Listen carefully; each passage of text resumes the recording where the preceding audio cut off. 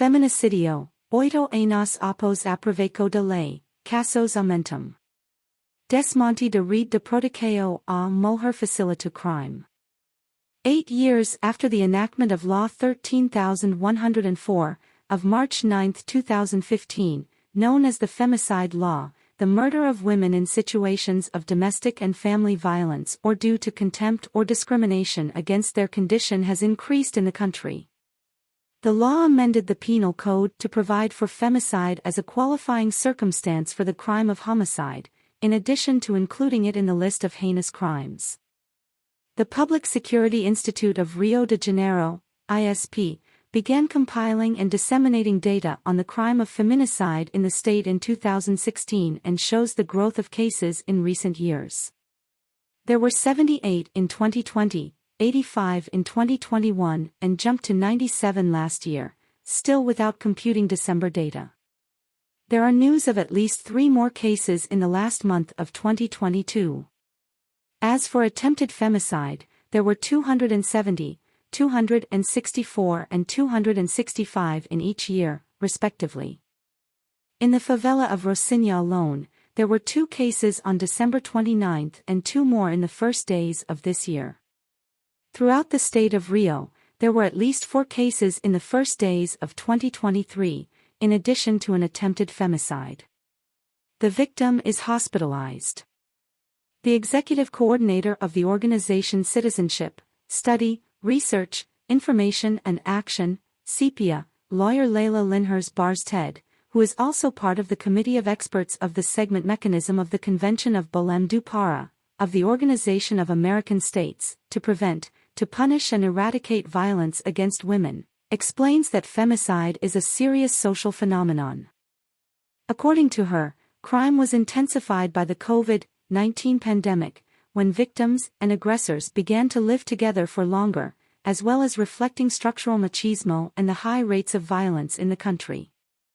The violence rate, the incentive to firearms, these hate speeches, right?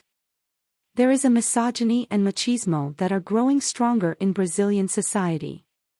That is, that machismo that was made a little more discreet is on the pages of newspapers, uttered by leaders of state institutions. So it's like there's a license for men to exercise machismo in a more serious way against women. 2023 cases.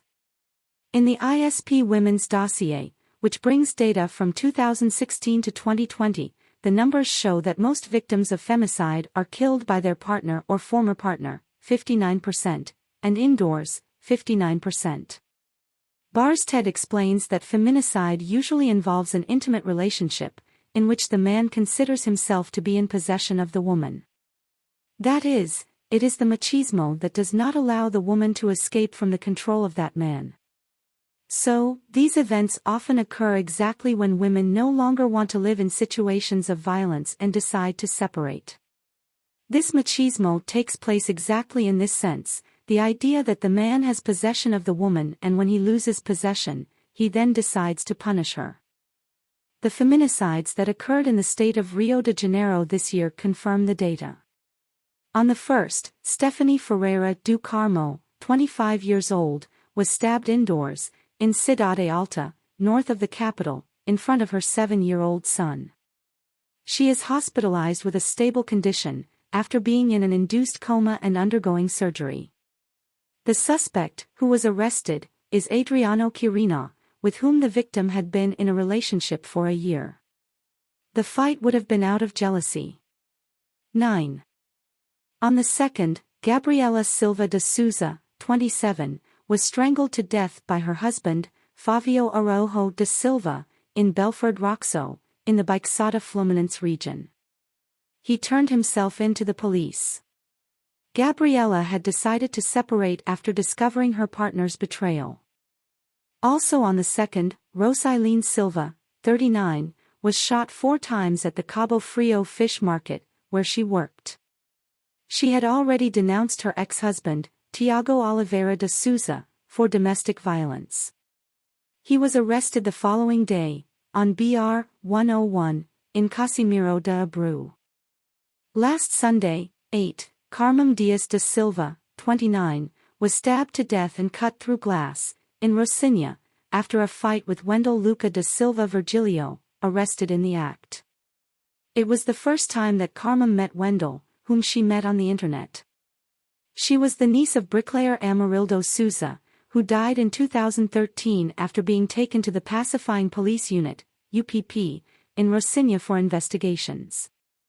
Also in Rocinha, Daniela Barros Soares, 29, was shot in the head while sleeping, on the 9th, by her ex-husband Rios Loureiro de Souza Sablich, who turned himself in at Cidade de Policia. Rios and Wendell had their arrest in flagrante delicto converted into preventive custody at the custody hearing, which took place on Tuesday, 10. Coping with violence. In his inauguration, on the 1st, Governor Claudio Castro stated that he will give priority to combating violence against women and femicide. He cited programs already implemented by his management, such as the Reed Mulher application, assistance to the families of feminicide victims, the Maria de Penha Patrol, Casa Abrigo, and the Lilac Bus.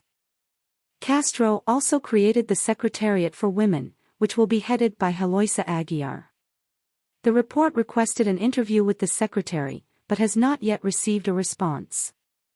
Another area that will be strengthened this year is the Rio de Janeiro Public Defender's Office, which elected the first woman to be a general defender in the institution's 68-year history.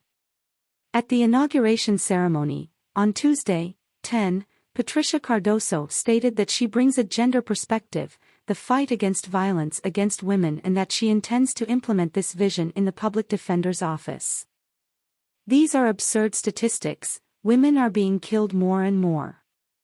This challenge of facing violence against women, empowering this woman so that she can pack her bags, like my grandmother did, my grandfather's suitcase, this ability, this empowerment, is very important.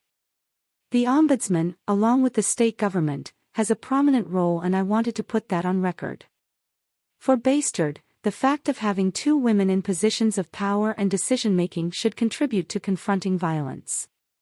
According to the lawyer, it is necessary to institutionalize the dialogue between the various institutions that work in this area, in order to actually promote an integrated network of protection for women victims of violence and, thus, prevent femicide.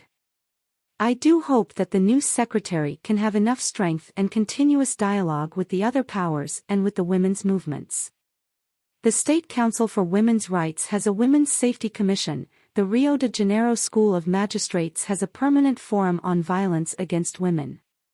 So it's important that the new women's policy manager can open a channel of dialogue with social movements, with other organizations in the state, so that we can really strengthen this policy and put it into practice.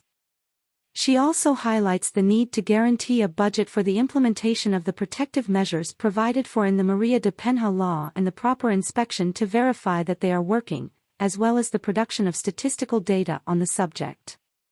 Many times this is written in large documents, in large proposals, but the budgetary resources, training, increase, and strengthening of teams end up not materializing.